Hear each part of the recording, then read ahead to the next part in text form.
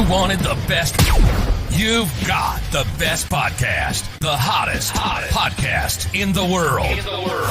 The Chris Voss Show, the preeminent podcast with guests so smart you may experience serious brain bleed. The CEOs, authors, thought leaders, visionaries, and motivators. Get ready. Strap yourself in. Keep your hands, arms, and legs inside the vehicle at all times, because you're about to go on a monster education roller coaster with your brain. Now, here's your host, Chris Voss. Hi, folks. Chris Voss here from thechrisvossshow.com, thechrisvossshow.com. Welcome to the big show in the sky. We certainly appreciate it. On the interwebs in the sky, it just rotates through those pneumatic tubes that process the .coms in the sky. So welcome to the show. Holy moly, folks. We have just some amazing guests this week. I think we have like 3 shows a day booked this week. I don't know how that happened because normally we only do 2. We have like 3 shows a day, and we have people that are so smart on this show that are clearly not me. As always, we have the most amazing guests. So we'll be getting to that in a second. But in the meantime, as always, the plugs, the guilt, the shaming, please refer the show to your family, friends, and relatives. Google.com or YouTube.com/Chris Voss. You can Google it too if you want. I mean, it's a free country. And you can do that in other countries that aren't free too, I think. It's if you can get access to the Google. I don't know. That's a whole different political statement. Anyway, go to LinkedIn.com/Chris Voss, Goodreads.com/Chris Voss, and all those places on the internet where you can find us, as always. Today we have an amazing gentleman on the show. He's the author of the new book, Inside the Liberal Arts, Critical Thinking and Citizenship. Jeffrey Scheuer is on the show with us today, and he's going to be talking to us about his amazing new book and some of the insights and things that we're going to learn about it. And he is an amazing gentleman in and unto himself, and I will find his biography somewhere amidst my notes alongside the thing. Where the hell's the biography? Some of this is going to the edit floor when it comes down to it. He is the acclaimed author and freelance writer. He is an information ecosystem expert, top press professional, and elite educators have sought his insight on media, politics, and most recently higher education. He's on a mission from God. No, I don't know if it's a mission from God. I just like that line from Blues Brothers. He's on a mission to illuminate for society what it means to think critically and live as an educated citizen in a thriving democracy. His new book is the only book to systematically relate the liberal arts to thinking rationally and critically. He takes liberal arts educators, students, and media and consumers through an exploration of the role of higher education in democracy. Welcome to the show, Jeffrey. How are you? I'm great, Chris. Thanks. Great to be here. There you go. We threw a lot of energy in the show. Did I get your last name pronounced correctly? Scheuer. Jeffrey Scheuer is on the show with us today. Jeffrey, give us the .coms wherever you want people to find you on the interwebs, please. JeffreyScheuer.com. Inside the liberalarts.com, and you can buy the book at romanandlittlefield.com. There you go. And so give us an idea, a 30-foot overview of the book and what goes inside of it. Okay, Chris. The book started as an exploration of critical thinking and the liberal arts because I kept hearing people say the liberal arts are for critical thinking. No one explained what that meant or how they are connected. And I decided I'd try to figure it out, and I hope I succeeded. So Inside the Liberal Arts is an examination of the core, the history, and the conceptual foundations of liberal learning. And at the same time, because it turns out they're really one and the same enterprise, it's an exploration of critical thinking. The third part is why critical thinking and the liberal arts are crucial to democracy. There you go. All right. I think we hit an internet bump there. Can you feed that to me again? I know we hit an internet bump and we lost some of that audio. Sure. What I was saying was I started the book exploring the idea that critical thinking and the liberal arts are related because it's something people in the academic world, which I'm not really in, but peering into from the outside, like to say. And I wanted to know what they meant. They never explain or define those terms. Mhm. So I decided to take a deep dive into what critical thinking is and what the liberal arts are. And it turns out they're deeply interwoven ideas. Um, Rationality, going back to the Greek philosophers, is really the core of the whole enterprise, regardless of what discipline you're in. Um, and then the other part, after looking at the history and conceptual structure of liberal learning and what critical thinking is all about, I explore why liberal arts are so important to democracy. There you go. There you go. So let's get into it. What are the liberal arts for people that might confuse it with politics or something of that nature? Sure. Um, the easiest uh, the easiest way to define the liberal arts is they're not vocational education. They're not STEM education. Hmm. They're not pre-professional education. They're not uh, anything really skill-based except for mental skills, which are very important there. Um, so they include the humanities, the social sciences, and the natural sciences as a sort of integrated whole. Hmm. There you go. And so you wrote the book, and inside of it, we talked before the show about how my one of my Wall Street friends, who was a stockbroker on Wall Street and the CEO of companies later, he told me that him majoring in liberal arts was one of the key things to helping him in his business career, and he didn't think that that would ever translate. And so, give us a deeper dive into liberal arts and what we learn from that, and how that applies to life and critical thinking. Yeah. Well, most obviously, we learn to be more critical thinkers, which is Hmm. reasoning according to rules and guidelines uh, and acting on reasons. Um, but I think it's no accident that business executives are looking for liberal arts grads, as are people in specialized schools like military academies and culinary institutes. It's getting more popular because of its success in those areas, even as it's being attacked across America. Um, and it's also spreading across Europe and the world on the American model. There you go. There you Finding go. something in it. They're finding something in it. Uh, and what they're finding is that it produces balanced citizens. Ah, is that the problem why we have so many people running around with Dunning-Kruger's disease, where they think they know everything and everyone's a professional in something? Every Yeah, week on Facebook, whatever the newest thing is, suddenly everyone's a professional in it. yeah. Something Well, we do happens. have experts as well as pseudo experts, and I'm not sure that's a uniquely STEM, science, technology, engineering, math, or non-liberal arts phenomenon. Uh, Mhm. I think you can have that disease as a liberal arts grad, but maybe you're a little uh, more immune to it if you have a good, sound background in critical thinking. There Hopefully, you go. And I've been studying a lot of stoicism lately over the last few years, and Epictetus and Marcus Aurelius Mm, and a lot of philosophers too. I mean, there's a reason these people resonate with us from ancient Greece, et cetera, et cetera. absolutely, Um, Aristotle, et cetera, all that.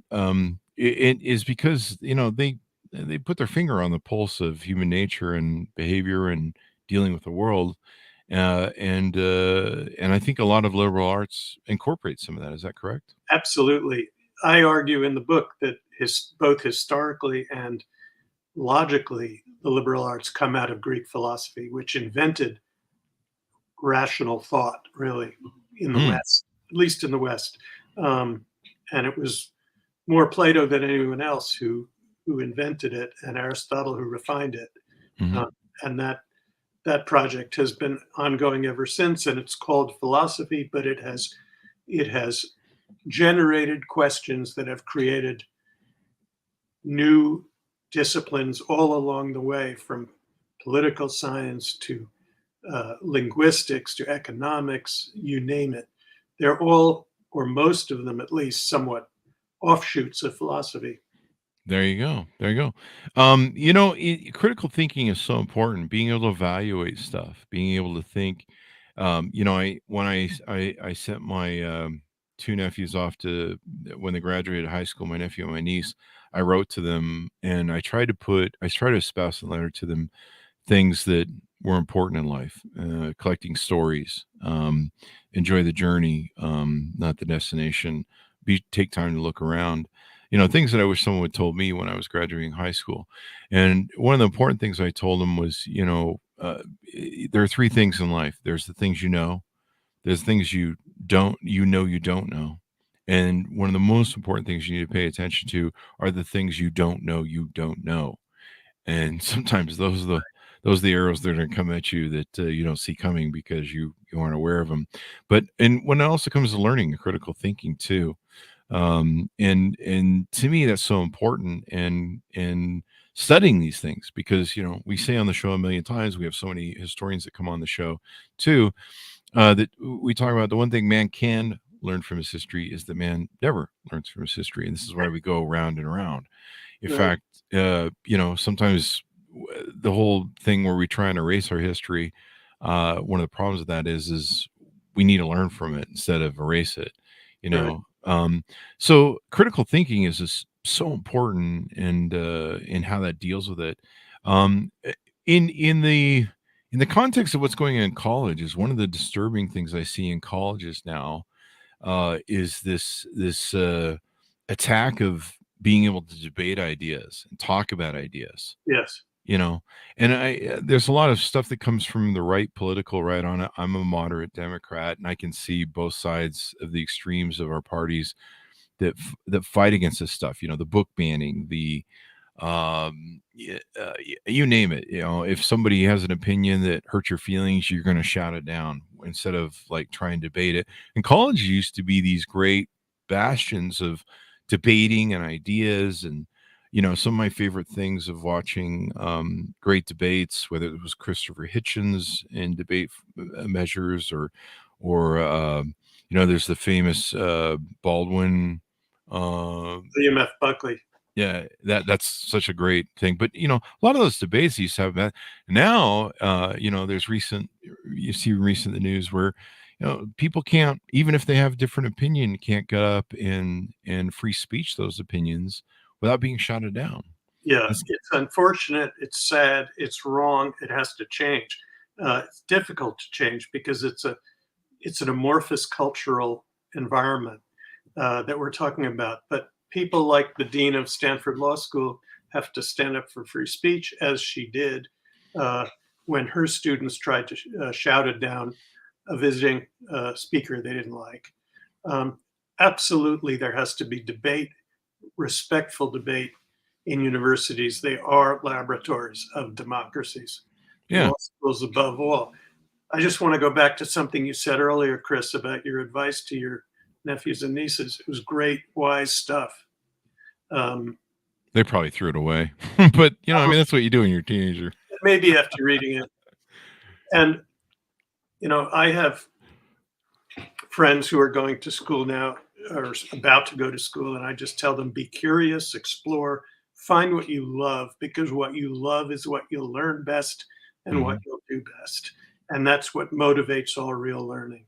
Yeah, having an open mind, Having an being open mind, which does not mean not having opinions. You yeah, you can have your opinions, and I have strong opinions like you, um, but there has to be respectful debate, or democracy just doesn't work. yeah, and opening your mind to so many things. I've been, I'm not using this as I'm just showing in politics how I've moved. It's a good example. That's what I'm trying to say. So I've gone from being a Republican to being a very to far liberal. I didn't really realize how far out I was, and then now I'm a moderate Democrat. There's If I lots of wanted you there, I would have kept you out there. yeah. I can look at both sides of the political spectrum because we talk a lot about that on the show. We have authors that written political books, so I have to kind of take all sides. We have Republicans and Democrats on the show, Right. um, and so, but with just about any topic, aside from politics. I think people watch me on Facebook. I was talking about this the other day on my Facebook post. I'm like, yeah, a lot of you have seen me journal on Facebook, and you've seen my ideas progress and maybe progress is not the right word. Maybe they digressed. Who knows? I guess someone will be the judge of that. But how my stuff evolves and how I evolve. And to me, God, if I was the same person I was 5 years ago, or 10 years ago, or 15 years ago, or 20 years ago, I I can't imagine ever having that life. And so being able to critically think and do philosophy and understand stuff. I mean, there's always so much insight. And going back to it, I keep a copy of Marcus Aurelius's book right here next to my desk. Wonderful. The Meditations. The Meditations. Wonderful book. It took me 50 years to get around to them, but I probably should have read them sooner so I can. Oh, here it is. It's right here on top of my speaker. Meditations, Marcus Aurelius. So I was wondering where it went. So what are some other things that people can do and how can people learn liberal arts better? I mean, of course, buying your book, I guess, is an important part of it. That would be a huge leg up for those who read it. And I say that with at least some modesty, because the book is somehow smarter than I am. But I want to go back to what you were saying about free speech, because there's really two opposite problems that I see as creating this situation of intolerance. One is, yes, we have a generation of college students who are much more vulnerable, much more given to slights and triggers, and they have to grow up. That's just not how society works. And they're not being prepared for society by being so sensitive that they can't take some challenge and some controversy and some dispute. That's one problem. And the other problem is Trumpism, because it has shrunk the spectrum of dignified debate, because so many of the Republicans have gone over to the far side, to the lies and the conspiracy theories, that it's very hard to debate them. It's very hard to debate them. So I think those are the two problems we need to overcome. I don't have an easy solution or silver bullet, but Go ahead. Critical thinking is part of it, certainly. It most definitely is. It's almost like evolving as you have evolved. I have not evolved as you have. I've gotten older, but I wouldn't say my opinions have changed that much. I admire you that you're open to that. It kind of comes from a survival sense and a business sense. On one hand, I was damned, and on the other hand, I was blessed. And so is there a dichotomy sort of thing, analogy for that? But I grew up in a cult, and I grew up with a very heavy religion that was trying to program me into being a bot for them very harshly. And I asked a lot of questions. For some reason, I was born with a brain that went, no, I don't think so. I'm not doing your thing. You got to explain it to me before I get it. And it set me on this course in life where I constantly ask why people do things. Why do you believe in things? Why do you believe that? It makes my show great because I'm curious about people. Why do you live the life you did? Why did you choose to go down a pathway? To me, life is these beautiful forests of pathways where there's multiple forks in the road, and you choose to go left or right or whatever the variation is, and you go down that road, and it's all about the journey and not the destination. So it's curious to me, and I have an innate curiosity for people as to why they do what they do and how they do what they do. And I don't think I have the best life. I don't think maybe I chose the best things. I think people that tell me that they have no regrets are foolish. But what do I know? Maybe I'm wrong, and I consider that as well. But so I've always kind of had this thing where I'm always like, what the fuck is going on, and why are we doing this way? Yeah. And it's helped me in business, being an entrepreneur, because I can look at business models and I can go, why did they do it this way? And how could this be done better? And how can this be innovated? And so it's helped me in a lot of different ways, even though I'm still scarred from childhood.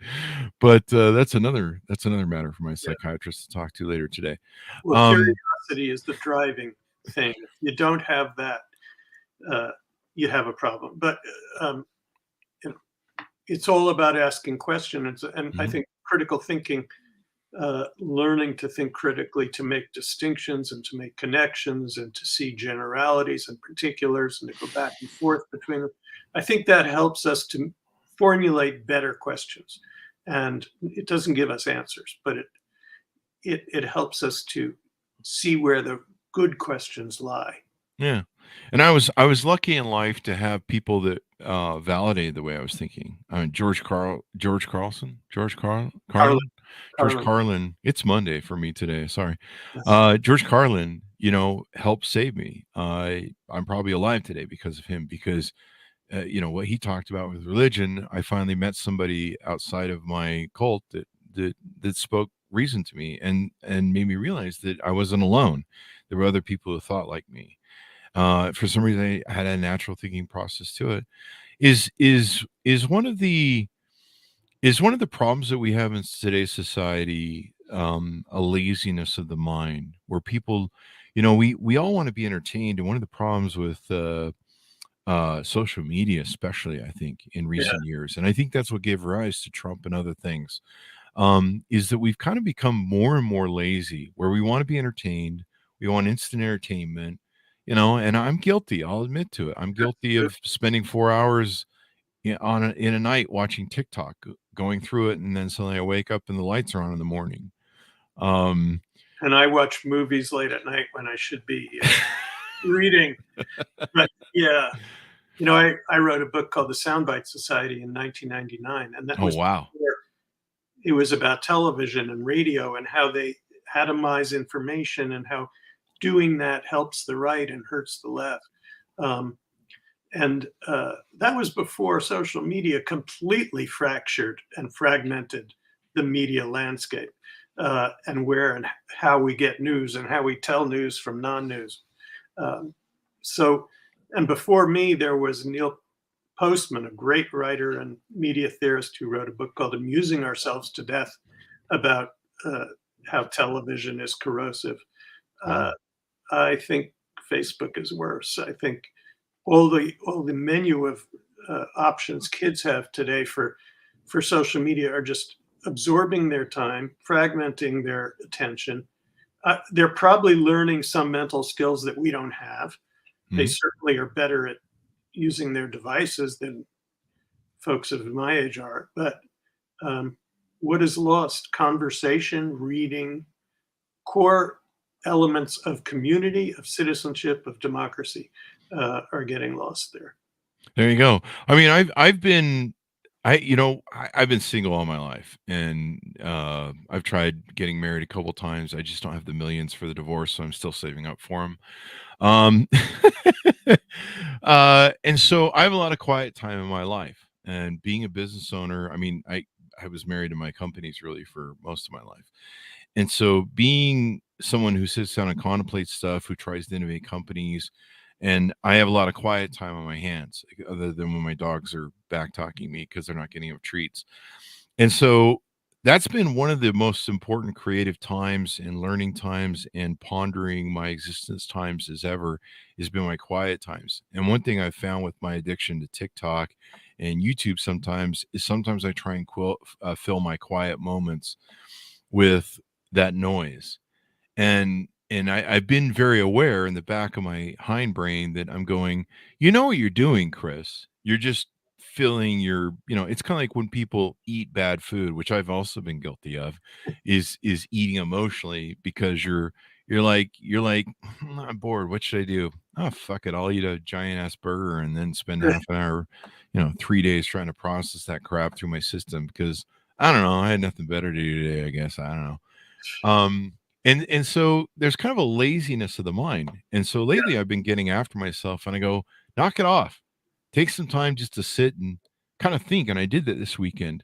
I turned off all my Call of Duty gaming that I normally do, and contact that I play with my friends. And I just kind of went through stuff and audited a bunch of things and went, what's everything doing? What's this? I actually found 2 podcasts we hadn't published. that people had asked us to hold, and that's always a bad thing. They'd asked us to hold them till the publish date, and we never exercised them on the publish date. So uh, being able to sit in the quiet, in the stillness, and to not have some of these distractions like you wrote about in your other book. And I'm really curious about that. I'm going to delve into that and probably order it. The Soundbite Society, How Television Helps the Right and Hurts the Left, but also there's probably a whole new second book you can do on that with the Fox News lawsuit. Um, but just being in the stillness of our life. Yes. And stillness doesn't have to be mindful meditation. There's a whole spectrum of activities. We can't run our minds at warp speed all the time. We can't be reading The Magic Mountain all the time, or Ulysses. We need rest, relaxation. But I've found, first, I watch a lot of baseball, which I find very stimulating and interesting. It's not, I wouldn't say an education, but it's fun. And I'm thinking all the time when I'm watching. Another thing I do is I do a lot of puzzles, which I love, and like Sudoku, for example, which is really a mental workout, but it's in a very abstract realm of logic. So you're not thinking about the world. You're thinking about solving a logical problem. Although it involves numbers, it's not mathematics. And I do that, and I'm addicted to it. I love it. And so there's a lot of different ways to use your mind, to rest your mind, to run your mind at low gear. There's not one formula, obviously, for everyone, and many different speeds at which it can be run or rested. There you go. And in the title of your book, you talk about citizenship, and in the breadth of the book, you talk about how it can make us better citizens. Give us some more insight into that. How does it make us better citizens? Well, good question. Citizenship is intimately wound up with liberal arts, and I would argue all education, absolutely all education, is for citizenship. Because what is citizenship? It's everything. It's every context in which there's some give and take between an individual and community, a transaction where there's both give and take. So if you're helping a neighbor, it's citizenship. If you're walking your dog, it's not citizenship. If you're cleaning up your dog, it is after your dog, it is citizenship. There are many ways to do that. And I figured that there are really three main spheres in which this happens: the economic, the cultural, and the civic or political. And the areas of learning outside the liberal arts are mostly geared toward the economic. They make you a better producer, better consumer, etc. But they don't affect the other two realms. And only the liberal arts promote all three of those realms of citizenship. So that's basically my argument for the liberal arts. And it's an argument for democracy, because that's what citizenship is. It's participation, it's involvement, it's speaking, it's voting, it's volunteering, it's everything we do, it's marching, it's everything we do to try to affect society. There you go. Because if you have we've seen what happens if you have an authoritarian society, and the damage that it does if you go, hey, we're just going to let one guy just take care of everything. We don't need to get involved with any of that. We'll just trust him. I'm sure he'll be fine. See how that works out. They do is shut down the press, and the second thing they do is shut down the universities, just like happened in Hungary recently, where they kicked Soros's university out of Budapest, because liberal arts and a free press are the two bulwarks of democracy that authoritarians cannot tolerate. There you go. I was watching over the weekend. Somehow I tripped into a video on Gaddafi and how he took power, and how initially he was seen as this person that was going to be a revolutionary, like you've seen with Castro and other authoritarians, Stalin. I think that's how he tripped into it. He would sign it was a thing about how he would sign the death certificates that were very Stalinistic, and he would televise them to televise the terror. And of course these weren't valid crimes that people committed. These were sometimes political hits, or sometimes just things for the first person he had killed was a man whose only crime was being guilty of studying abroad in an American university. And as you mentioned before, they go after the people with the critical thinking minds first, and the books, they go after the books first. So if you've seen that in Florida or other places, you should be worried about what's going on right now. The Nazis. Authoritarian societies don't need citizens. Yeah. And Florida is looking like a place that doesn't want citizens. And it's interesting how people embrace that. We have a lot of great journalists that come on the show too. And I have a huge love and appreciation for journalists. We have a journalist now that's being held prisoner in, I believe, from the Wall Street Journal, being held prisoner in Moscow. We've had people who've written about Khashoggi and the atrocity there.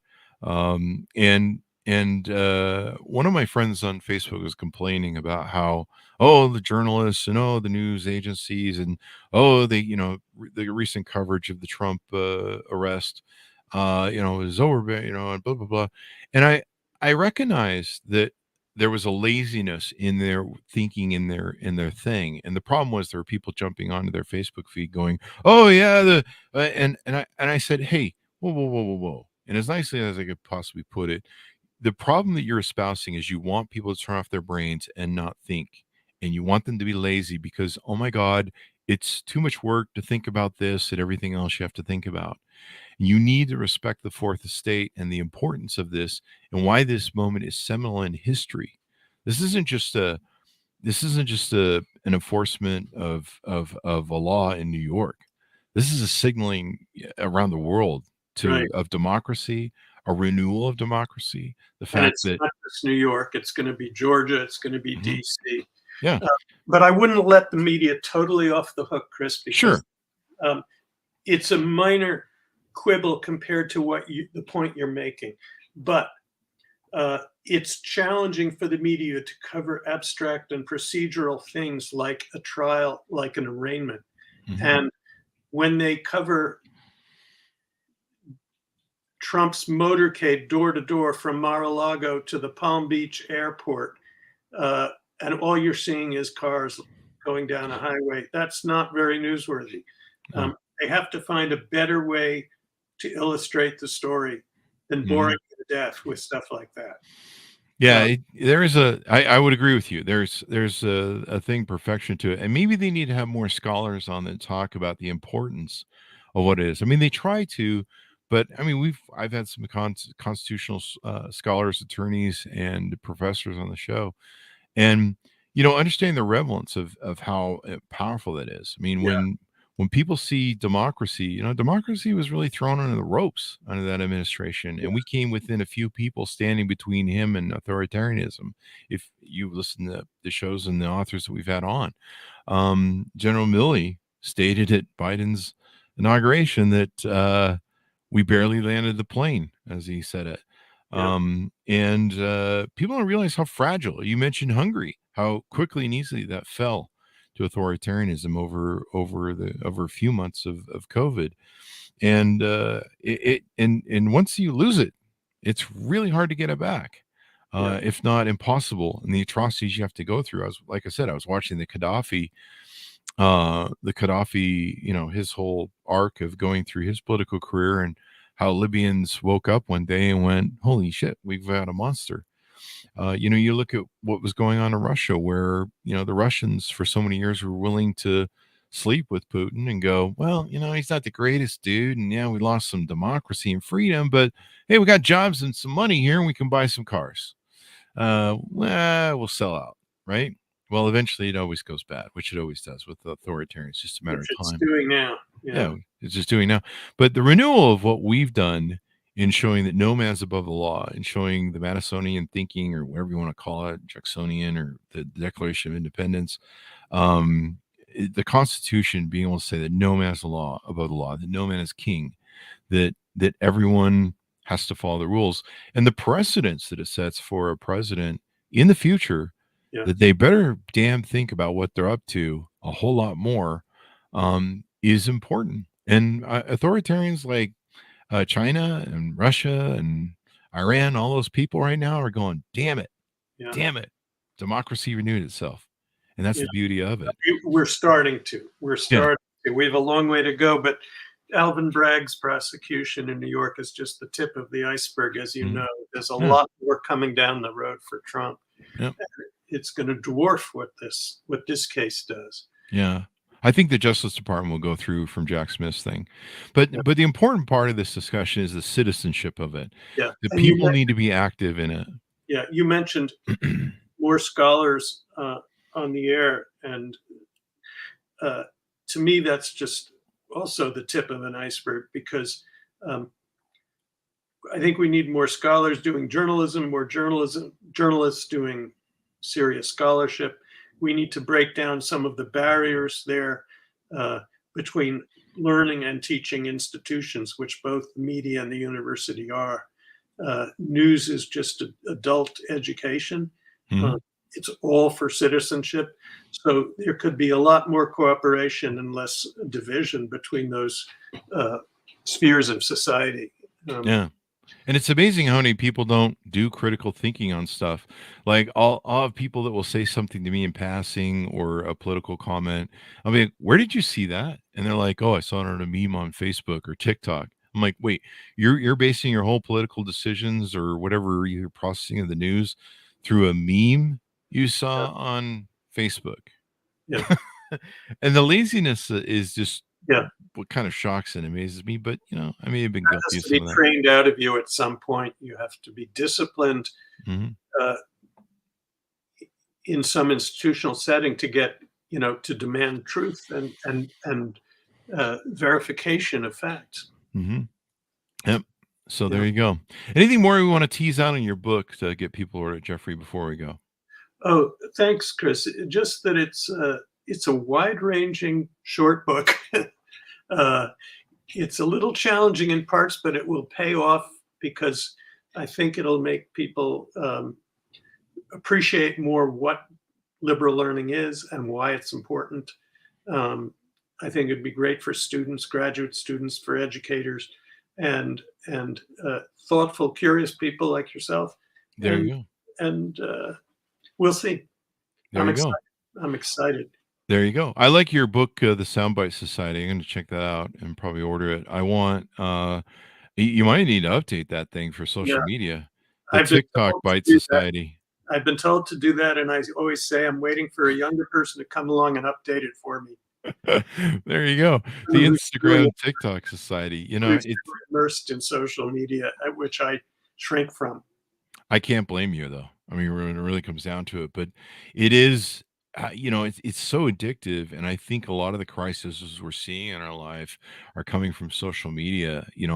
I grew up, I didn't grow up, but I came of age in social media when it was, the Wild West, when Twitter started and everything else. And, you saw the Arab Spring and different things, and everybody was like, Kumbaya, it's the new, it's the thing that will save the world and bring us all together as a humanity. And I'm probably guilty of saying that. And a lot of us didn't understand that sometimes with these sort of technologies or new things, that there's a Pandora's box element to them, where there's the good and the evil side of both. We saw that in China in 1989 at Tiananmen Square. We thought there was going to be a big revolution, and it didn't happen. Yeah. But people want democracy everywhere. They want it, whether the government likes it or not. And there will always be people in power to stay in power, and by whatever means necessary. And I think it was I forget the journalist who said that to me, but they will fight to stay in power, and they will fight to cover up their misdeeds so they can regain power. And that's why it's so important for people to educate themselves and be smart. Thank you very much, Jeffrey, for coming on the show. Let's get your .com so people can find you on the interwebs. Thank you, Chris. It's jeffreyscheuer.com or InsideTheLiberalArts.com, Roman and Littlefield. That's ROWMAN and Littlefield.com. There you go. Inside the Liberal Arts, Critical Thinking and Citizenship, wherever fine books are sold. Order up today, folks. We certainly appreciate you tuning in. As always, refer the show to your family, friends, and relatives. Guilt them into subscribing to the show. No, don't do that. We're just being funny. You don't have to guilt them, but you can prod them a little bit. Tell them to go to youtube.com/Chris Voss, goodreads.com/Chris Voss, and linkedin.com/Chris Voss, which seems to be the smartest internet network these days. Thanks for tuning in, everyone. Be good to each other. Stay safe, and we'll see you guys next time. And thanks, Jeffrey.